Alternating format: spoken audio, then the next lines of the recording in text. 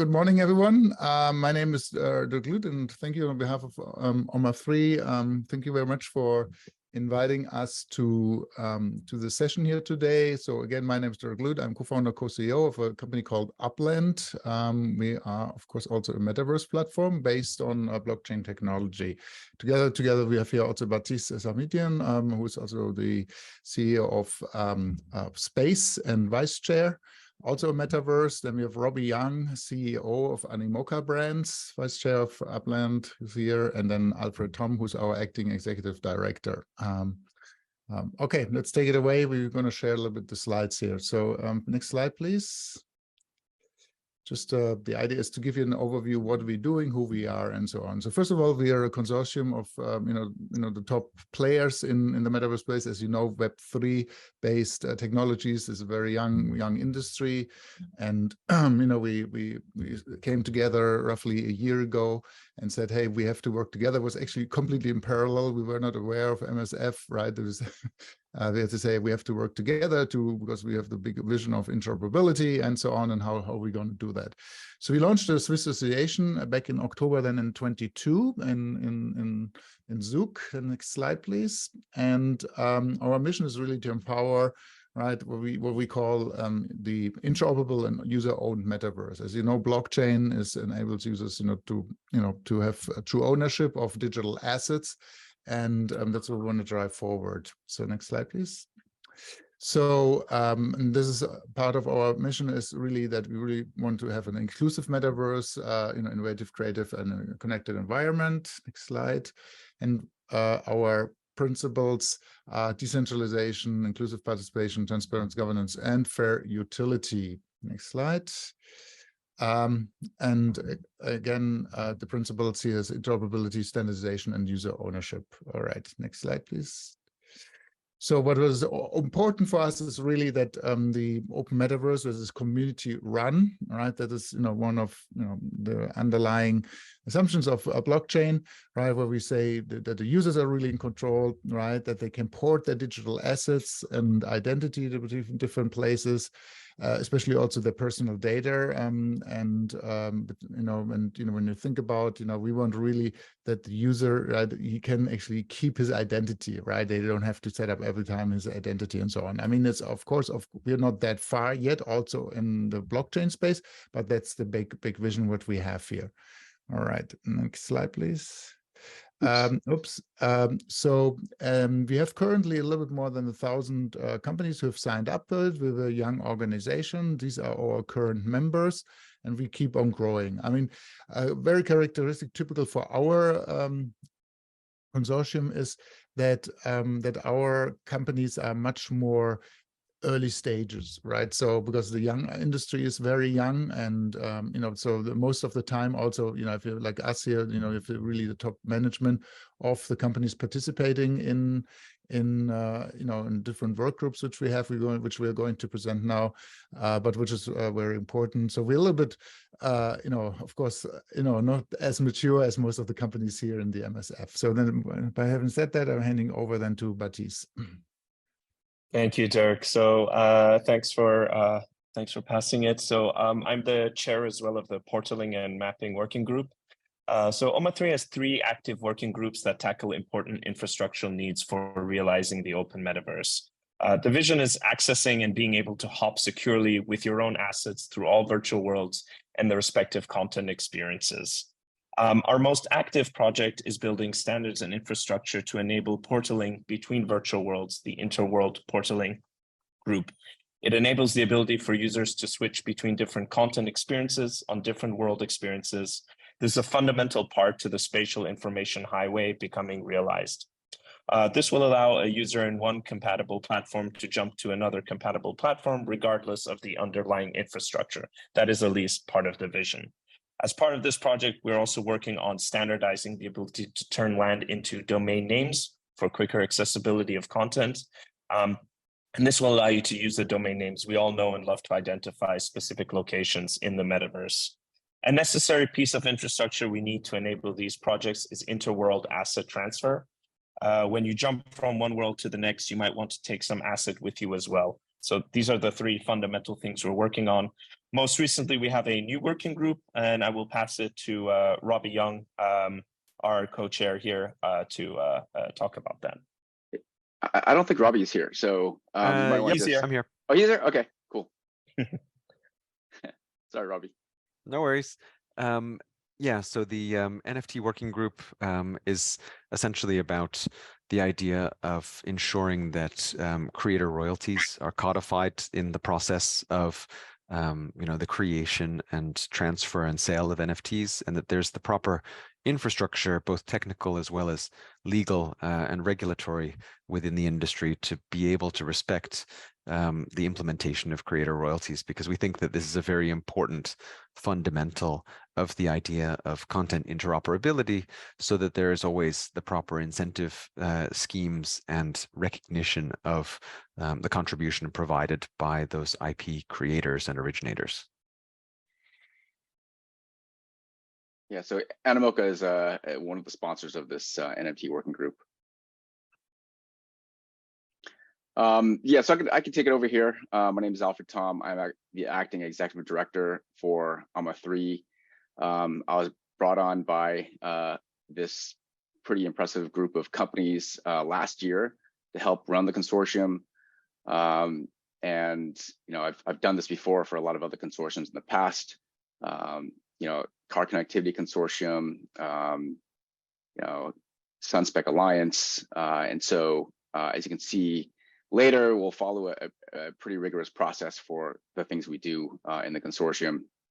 So some of the future projects that are on the roadmap are kind of similar to the NFT working group, where we need to focus on the underlying technology that enables the Web3 metaverse.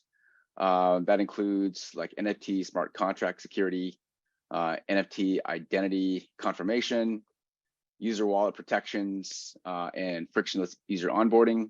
The metaverse, with the Web3 metaverse is not going to happen until we get all these things right, because currently there's a fair amount of friction in the space. Let me turn on my video.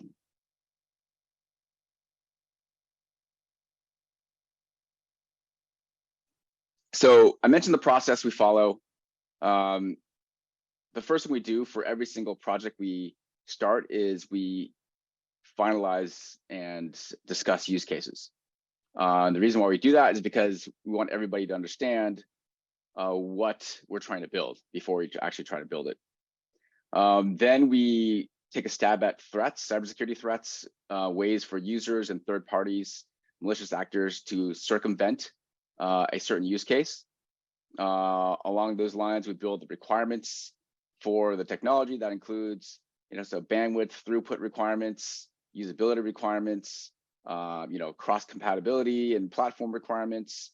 And then after that, only then do we start talking about solutions and specifications and whatnot. Once a specification is complete, we can go either of one of two paths. We could start building certification programs, which are very similar to other consortiums out there who have certification programs for their specifications. But another thing that we were able to do is we're actually able to write code, just like Linux Foundation. And then unique to a consortium is that we have the ability to run infrastructure. So if we decide that we need to run a smart contract on blockchains, we'll do so. If we need to run a bridging protocol or a bridging validator set, we will do so. If you need to run oracles, we will do so. And that infrastructure is governed by the OMA3 governance, the board of directors and also the working groups. Any questions on this so far? Feel free to chime in with questions. So I talked about the governance. It's a very standard consortium governance structure. So you have a board of directors. Right now there are 9 companies, soon to be 10 potentially as of May, and they control the administrative portion and strategic portion of OMA3. Who to liaise with, and whatnot. And the working groups is where the meat of all the work is done. That process that I mentioned, use cases all the way down to infrastructure, is done by the working groups. So you guys are more familiar with this than the Web3 space, but OMA3 uses a one member, one vote policy, very similar to MSF and most of the other consortiums out there. As you know, in the Web3 space, a lot of these quote consortiums or decentralized organizations, DAOs as they call them, use one token, one vote. And we don't do that because that's subject to centralization. But we do have plans to launch a token. It's just not a fungible token. It's an SBT, which stands for soul-bound token, which is an NFT that every member gets, and it can be used for voting when OMA3 gets bigger, and it could be also used to store reputation, which I will get into in the next slide.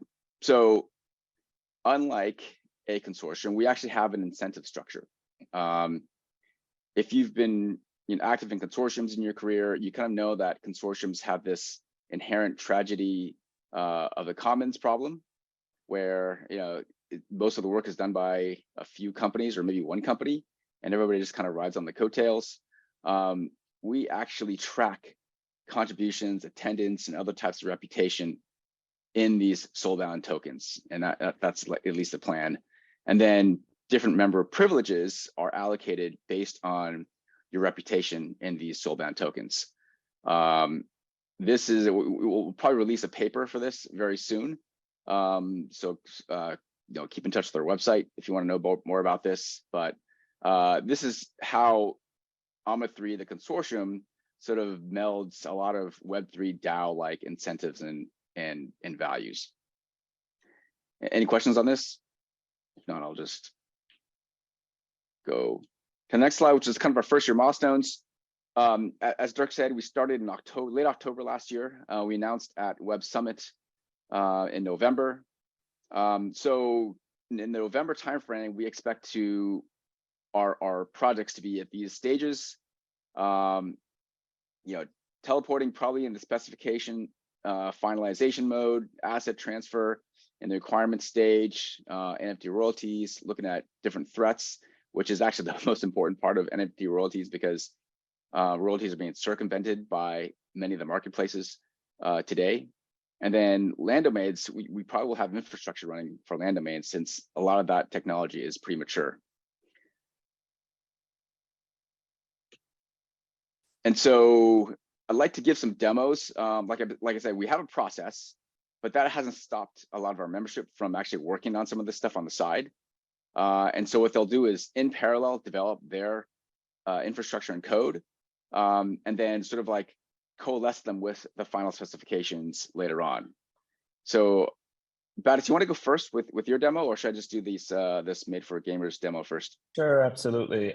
Thank you, Alfred. So just to add on top of that, essentially, as we go through these use cases, risks, and threats, some of our members have decided to basically donate their time towards making these experimental visualizations and proposals for what that sort of protocol could look like.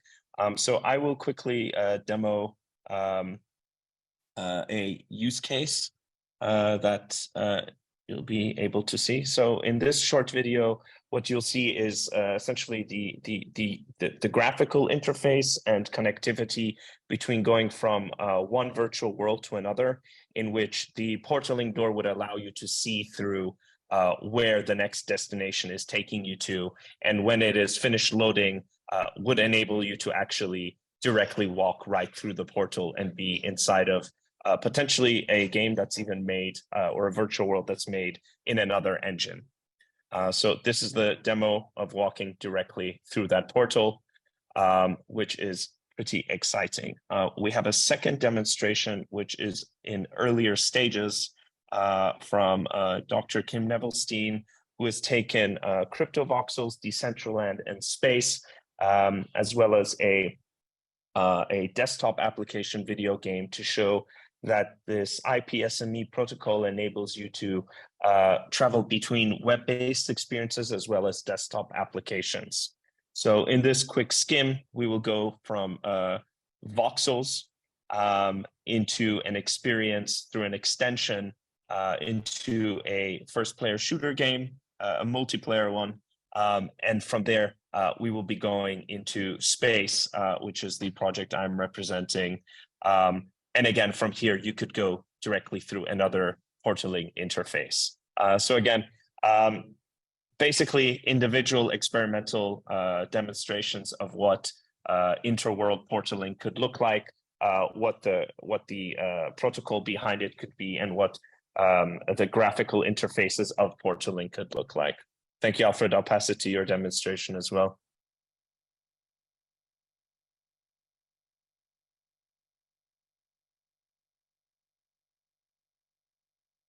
Alfred, you're on mute. Alfred, you're on mute. Sorry about that.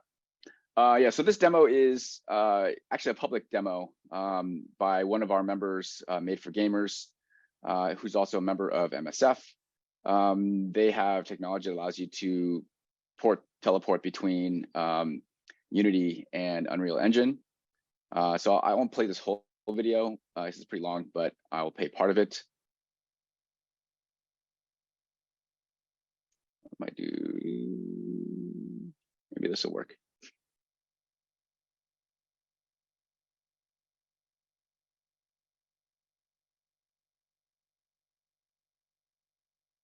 It takes again 10 seconds or 20 seconds to load.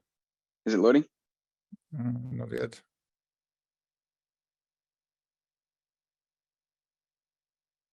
Can you see it?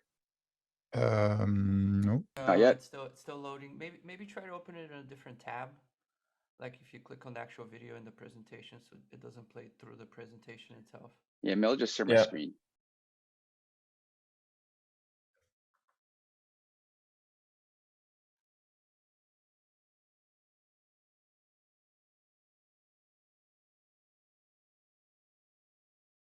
Can you see it now? Yeah. Yes.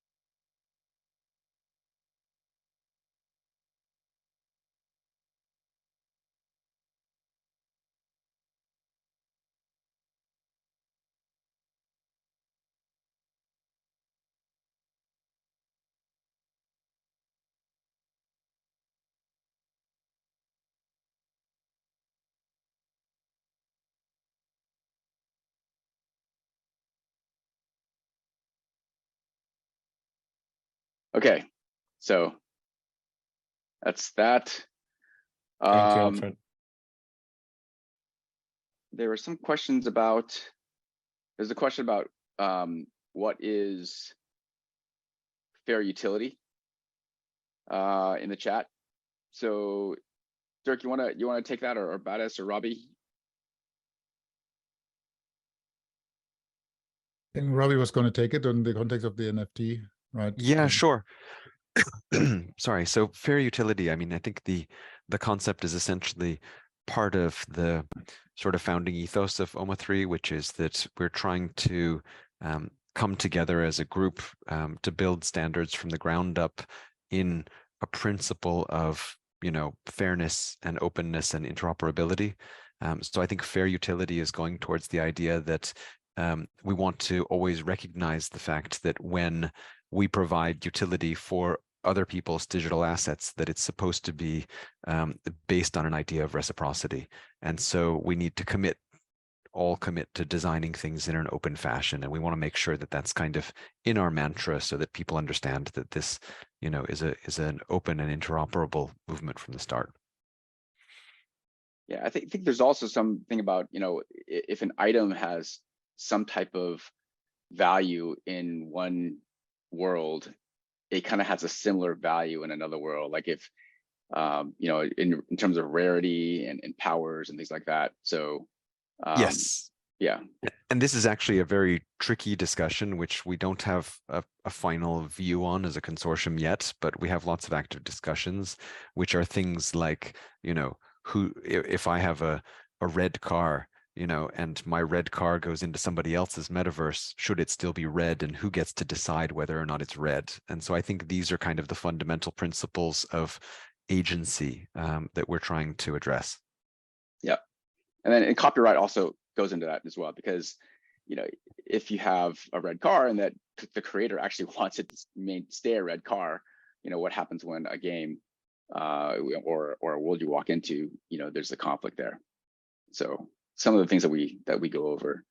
And so Dirk, you want to take this? No, I just one thing is also in terms of the, in blockchain, right? As you all know, when you're selling your digital goods, the creator always gets, some royalties, which is also we want to, conserve that, right? Because technically you can always, wrap things and take away, however you write smart contracts, right? But we want to keep, we want to always honor that creators continue to receive, some of that. And also I noticed the comment from Marco there in the chat about the DRM. So yes, I think DRM is essentially what we're talking about in terms of the copyright in the NFT working group. So the idea is to figure out how to both create these things and operate in an environment that's fair to both creator and user, but also how to establish a system by which these royalties are not just respected but paid out, etc., and create those legal and technical frameworks.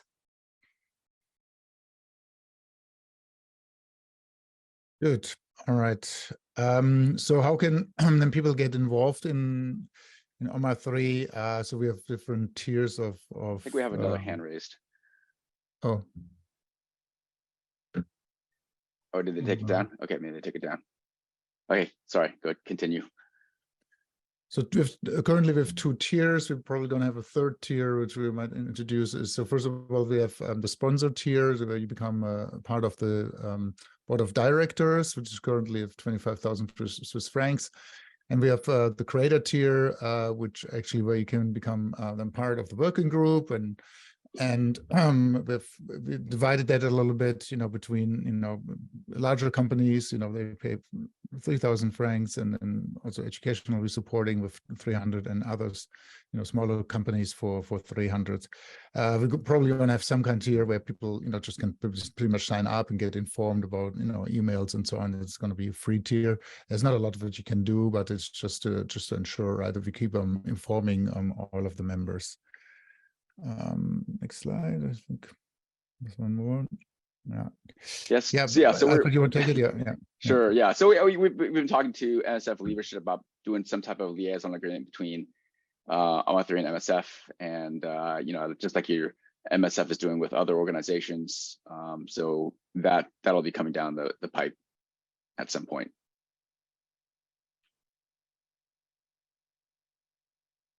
Good. Yeah. So that's us. So it's basically that's who we are, and of course you're all invited to join us as well, right? If you do things in Web3 related to Web3, right? Or plan on doing something Web3, we welcome everyone.